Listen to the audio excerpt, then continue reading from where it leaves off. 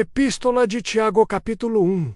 Tiago, servo de Deus e do Senhor Jesus Cristo. As 12 tribos que se encontram na dispersão, saudações. Meus irmãos, tende por motivo de toda alegria o passardes por várias provações, sabendo que a provação da vossa fé, uma vez confirmada, produz perseverança. Ora, a perseverança deve ter ação completa, para que sejais perfeitos e íntegros, em nada deficientes.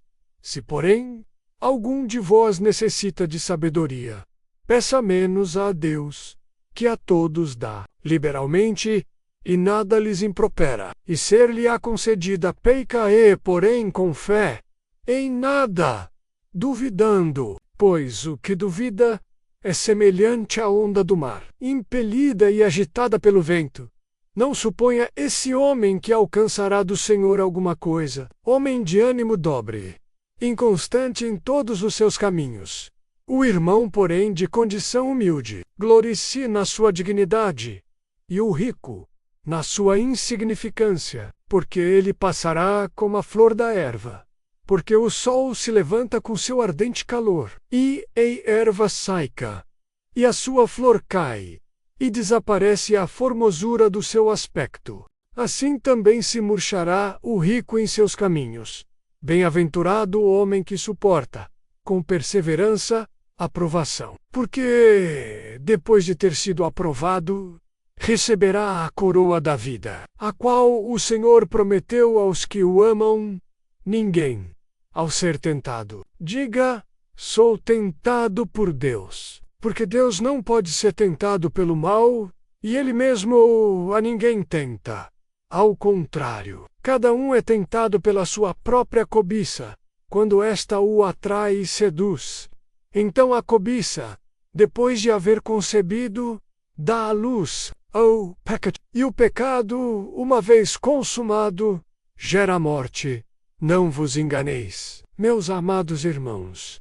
Toda boa dádiva e todo dom perfeito são lá do alto, descendo do Pai das luzes, em quem não pode existir variação ou sombra de mudança. Pois, segundo o seu querer, Ele nos gerou, pela palavra da verdade, para que fôssemos como que primícias das suas criaturas. Sabeis estas coisas, meus amados irmãos? Todo homem, pois, seja pronto para ouvir, tardio para falar, tardio para se irar, porque a ira do homem não produz a justiça de Deus. Portanto, despojando-vos de toda impureza e acúmulo de maldade, acolhei com mansidão a palavra em vós implantada, a qual é poderosa para salvar a vossa alma. Tornai-vos, pois, praticantes da palavra, e não somente ouvintes, enganando-vos a vós mesmos. Porque se alguém é ouvinte da palavra, e não praticante, assemelha-se ao homem que contempla no espelho o seu rosto natural, pois a si mesmo se contempla e se retira, e para logo se esquece de como era a sua aparência. Mas aquele que considera atentamente na lei perfeita, lei da liberdade, nela persevera, não sendo ouvinte negligente, mas operoso praticante, será bem-aventurado no que realizar. Se alguém supõe ser religioso, deixando de refrear a língua, antes, enganando o próprio coração, a sua religião é vã. A religião pura e sem mácula, para com o nosso Deus e Pai, é esta: visitar os órfãos e as viúvas nas suas tribulações, e a si mesmo guardar-se incontaminado do mundo. Tiago, capítulo 2. Meus irmãos, não tenhais a fé em nosso Senhor Jesus Cristo, o Senhor da glória, em acepção de pessoas. Porque, se entrar na vossa sinagoga algum homem com anéis de ouro nos dedos, em trajes de luxo, e entrar também algum pobre andrajoso, e tratardes com deferência o que tem os trajes de luxo, e lhe disserdes: tu, senta-te aqui em lugar de honra. Ides ao pobre: tu, fica aí em pé, assenta-te abaixo do estrado dos meus pés. Não fizestes distinção entre vós mesmos, e não vos tornastes juízes tomados de perversos pensamentos? Ouvi, meus amados irmãos. Não escolheu Deus os que para o mundo são pobres, para serem ricos em fé e herdeiros do reino que ele prometeu aos que o amam. Entretanto, vós outros menosprezais o pobre, não são os ricos que vos oprimem, e não são eles que vos arrastam para os tribunais. Não são eles os que blasfemam o bom nome que sobre vós foi invocado. Se vós, contudo, observais a lei régia segundo a Escritura, amarás o teu próximo como a ti mesmo, fazeis bem. Se, todavia, fazeis acepção de pessoas, conteis pecado, sendo arguidos pela lei como transgressores. Pois qualquer que guarda toda a lei, mas tropeça em um só ponto, se torna culpado de todos.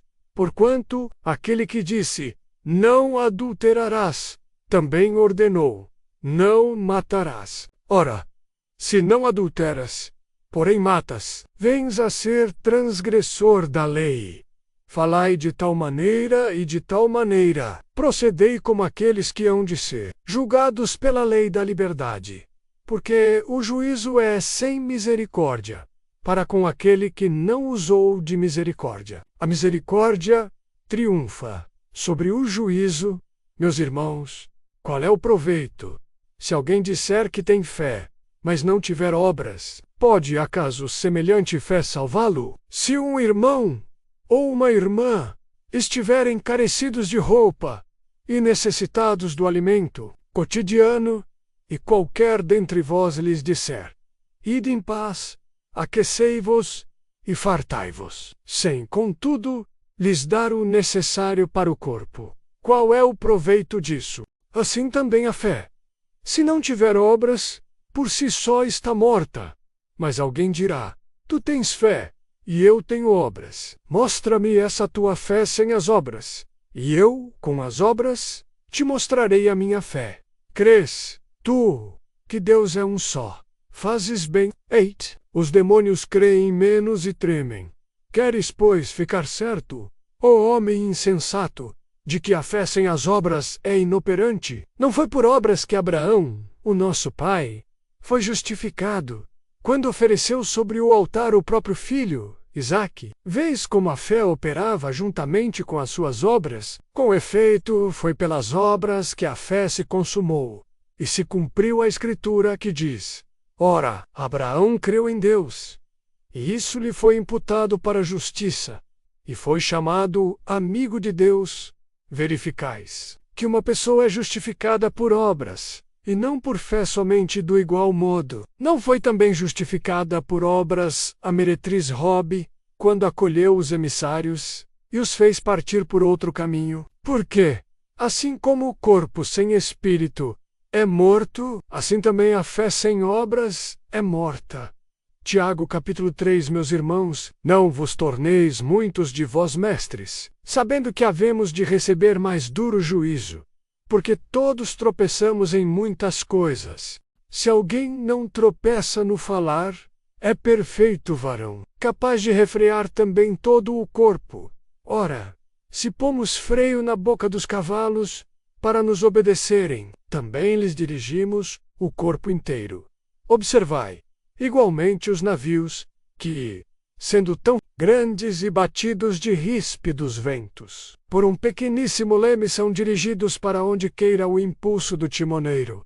Assim, também a língua, pequeno órgão, se gaba de grandes coisas. Vede como uma fagulha põe em brasas tão grande selva. Ora, a língua é fogo, é mundo de iniquidade. A língua está situada entre os membros de nosso corpo, e contamina o corpo inteiro. E não só põe em chamas toda a carreira da existência humana, como também é posta ela mesma em chamas pelo inferno.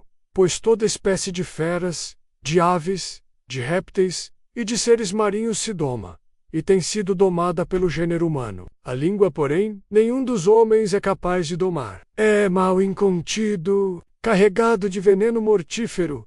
Com ela bendizemos ao Senhor e Pai. Também, com ela, amaldiçoamos os homens, feitos à semelhança de Deus. De uma só boca procede bênção e maldição. News, ama. Não é conveniente que estas coisas sejam assim. Acaso pode a fonte jorrar do mesmo lugar, o que é doce e o que é amargoso? Acaso, meus irmãos, pode a figueira produzir azeitonas, ou a videira figos? Tampouco fonte de água salgada pode dar água doce.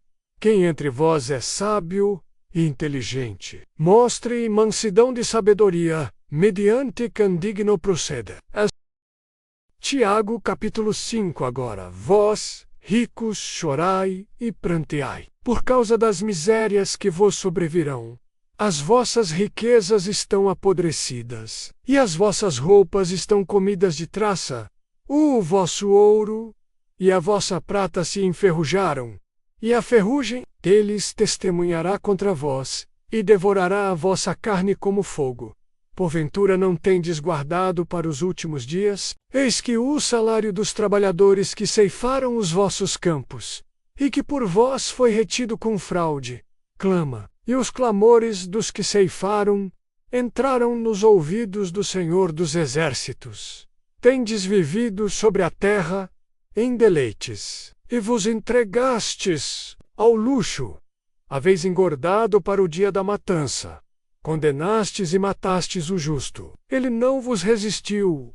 Portanto, irmãos, sede pacientes até a vinda do Senhor. Eis que o lavrador espera o precioso fruto da terra, aguardando-o com paciência, até que receba a chuva temporã e a serôdia. Sede também vós pacientes, fortalecei os vossos corações, porque a vinda do Senhor está próxima. Irmãos, não vos queixeis uns contra os outros, para que não sejais julgados. Eis que o juiz está à porta. Irmãos, tomai por exemplo de sofrimento e de paciência os profetas que falaram em nome do Senhor.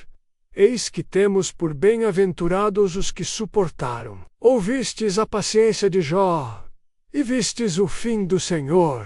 Porque o Senhor é misericordioso e compassivo. Acima de tudo, meus irmãos, não jureis, nem pelo céu, nem pela terra, nem façais qualquer outro juramento. Mas seja o vosso sim, sim, e o vosso não, não, para que não caiais em condenação. Está alguém entre vós aflito? Ore. Está alguém alegre?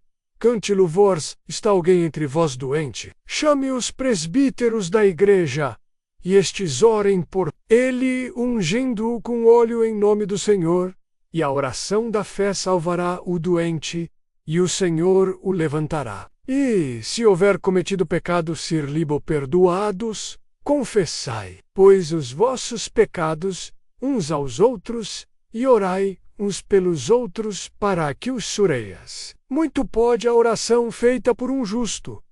Elias era homem, sujeito a paixões semelhantes às nossas, e orou com veemência para que não chovesse. E não choveu sobre a terra por 3 anos e 6 meses.